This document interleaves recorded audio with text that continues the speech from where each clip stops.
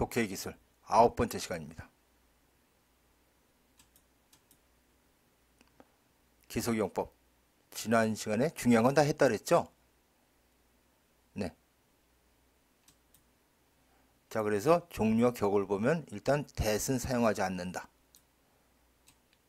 그래서 컴마 후면은 그런데 그는, 컴마 훔 그런데 그를, 컴마 whose son이라고 할 적에 관계절에서 주어 역할하면 그런데 그의 아들은, 목적어 역할하면 그런데 그의 아들을, 이렇게 해석하면 된다 그랬죠. 그죠? 네. 자, 그러면 진짜 중요한 거 다시 한번 확인해 봤고, 자, 이제부터는 좀 마이너한 사항인데, 자, 계속용법의 위치, 즉 컴마 위치. 이 경우에는 명사나 대명사는 물론 형용사 앞의 절 전체를 가리키기도 한다. 즉 지금까지는 한정용법, 계속용법 위치의 선행사는 명사 아니면 대명사였습니다. 그래서 제가 그냥 짧게 하려고 A라고 했는데, 이 위치는 좀 특별한 용법이 있죠. 그죠? 형용사 또는 앞의 절 전체를 가리키기도 한다. 자, 그래서 1번에 A is pretty, which B is not. A는 예쁘다. 그런데 하려 보니까는 그는 이상해요. 그죠? 아, 그럴 경우에 위치가 pretty를 가리키는구나. 그러니까는 A는 예쁘다. 그런데 B는 그렇지 않다. 예쁘지 않다. 이런 뜻이에요. 그죠? 위치가 pretty를 가리킨다. 자, 제가 신약 성경 다 했는데 이 용법 한 번도 안 나왔습니다. 뉴스 같은 데서도 거의 보지 못했거든요. 어쨌든 문법책에 나와 있으니까 한번 여러분이 확인해 두시고, 반면에 2번은 매우 중요한 용법입니다. 즉 위치가 앞에 절을 가리키는 용법인데, A was a liar. A는 거짓말장이었다. 자, 일단 라이어 뭐 나쁘지만 그래도 사람이거든요. 근데 위치가 나왔잖아요. 그죠? 그러면 일단 그런데 이렇게 한번 해보자고요. A는 거짓말장이었다. 그런데 그것이 B를 슬프게 만들었다. 여기다 만약에 거짓말쟁이를 넣으면은 거짓말쟁이가 B를 슬프게 만들었다. 아니죠. A가 거짓말쟁이라는 게 슬프게 만든 거 아니에요?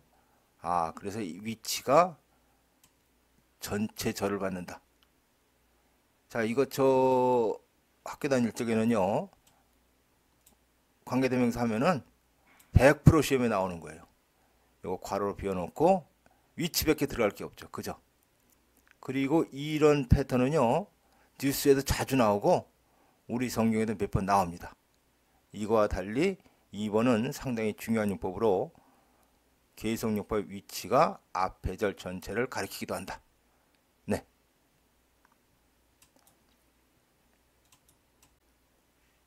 네, 그 다음에 관계대명사의 생략. 이거 우리 한정용법 할 때 많이 한 거죠. 그래서 1, 2, 3번은 한정용법에 해당하는 내용이고, 네 번째가 계속용법에서는 생략할 수 없다. 뭐 아주 간단합니다. 그죠? 한번 확인해 보죠.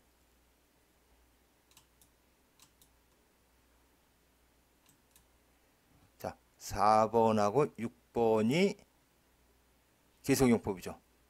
네, 이거 한번 생략해 보겠습니다. 여기도 이거 A, lives, 컴마하고 동사 나오고 이런 건 없어요.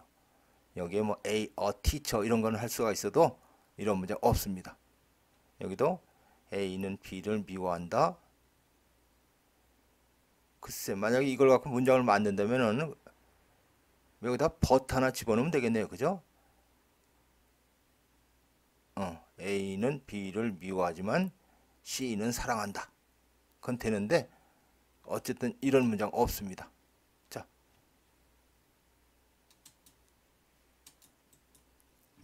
계속용법 생략할 수 없다. 확인됐죠? 자, 그 다음에 who와 whom. 이걸 우리가 알아본 이유는 관계대명사뿐만 아니라 의문대명사에서도 목적격 whom 쓸 자리에 자꾸 who를 쓰는 경향이 있어서 그런 경향에 대해서 규칙을 알아봤잖아요. 그죠? 자, 두 번째 정의 컴마디. 즉 계속용법에서는 who를 쓸 자리에는 who, whom 쓸 자리에는 whom. 즉 이 경우에는 whom 쓸 자리에 who가 오지 못한다. 네, 이것도 아주 심플합니다. 자, 그래서 우리 이 1, 2, 3, 4번은 한정용법에서 한번 다룬 거죠. 목적격 whom 쓸 자리에 여기 뭐 전치사도 없고 컴마도 없으면 who를 쓰고 또 that을 써도 되고 더 많은 경우에 생략한다. 자, 빈도수는 이게 1등이고 이게 꼴등이라 그랬어요. 그죠? whom을 거의 안 쓴다는 얘기죠. 근데 계속용법 컴마 whom일 경우에는요. 여기에 who 못 옵니다. 그죠? 그리고 생략도 안 됩니다. 자, 그러니까 이건 해석할 적에 바로 A는 B를 미워한다. 그런데 그를, 그죠? 그런데 그를 C는 사랑한다. 자, 지금 제가 이 그를이라고 그랬는데 이건 왜 B 가리키는 거죠? 그래서 일반적으로 한정용법도 그렇고 기성용법도 관계대명사 바로 앞에 선행사가 나오는 게 일반적인데 100%는 아니에요. 그렇다고 동사를 띄우면서 A를 가리키는 거 이건 말도 안 되고, 예를 들면 이런 경우에 A hates 탐 of 서울, 그죠? 서울의 탐을 사랑한다 이런 거 쓸 수 있잖아요. 그리고 whom 나오면은 서울은 아니잖아요. 그죠? 그래서 일반적으로는 관계대명사 앞에 선행사가 나오는데 100%는 아니다. 조금 앞에 걸 가리킬 때도 있다는 것을 상식적으로 알아두시고,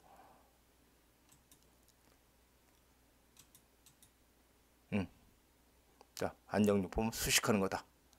계속용법은 보충 설명이다. 이것도 앞에서 많이 한 거거든요. 그래서 한정용법에서 관계절을 통째로 빼면은요, 틀린 정보일 수도 있다. 거의 틀린 정보예요. 근데 틀린 정보가 아닐 수도 있어서 이렇게 이제 완곡하게 썼는데, 관계절을 빼면 거의 틀린 정보다. 이렇게 알아두셔도 되고, 계속용법의 관계절을 빼면 네, 정보가 불충분하기는 하지만 틀린 것은 아니다. 그렇잖아요. 보충 설명 뺐다 그래도 결론은 바뀌는 건 아니잖아요. 그죠? 자, 이거에 대해서 제가 앞에서 어떤 예를 들었냐면요. 자, 사람들이란 무리가 있을 적에 안경 쓴 사람들 이렇게 제한하고 한정한다 그랬죠. 그러면 안경 쓴 이게 사실은 관계절이에요. Who wear glasses. 그죠? 그래서 이걸 문장을 만들면 안경 쓴 사람들은 일반적으로 눈이 나쁘다. 근데 거기서 관계절인 안경 쓴을 빼면 어떻게 돼요? 사람들은 일반적으로 눈이 나쁘다. 전혀 작자의 의도와는 상관없는 결론 아니에요. 그죠? 그래서 이건 당연한 건데, 우리가 한정용법, 계속용법 배울 때 꼭 나오는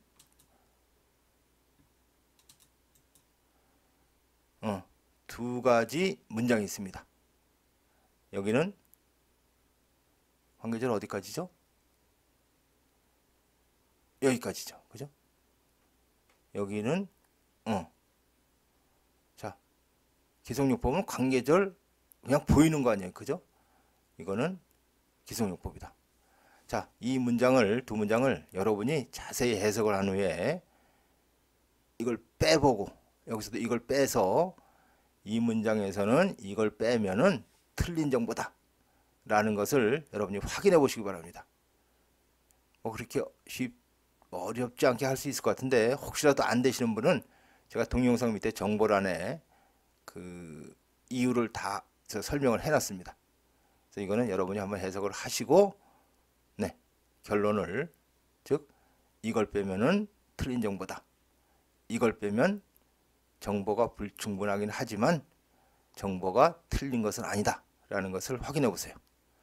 자, 결론은 관계절에서는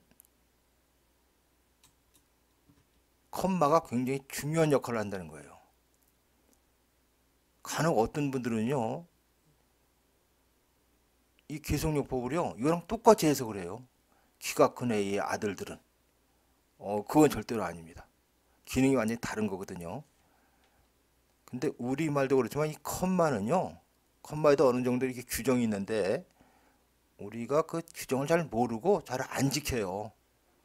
그래서 이거 3번에 we will go if he comes, 이거 앞에서 부사절 할 때 본 거죠. 우리는 갈 것이다 그가 오면. 주절, 종속절. 자, 종속절이 앞으로 나오는 경우가 좀 자연스럽죠. 그래서 if he comes, we will go. 이렇게도 많이 똑같은 의미로 쓰거든요.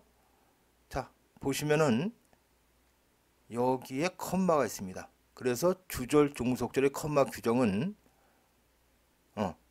종속절이 먼저 나오면 종속절 마칠 때 주절 앞에서 컴마 쓰고, 주절이 먼저 나오면 컴마를 안 씁니다.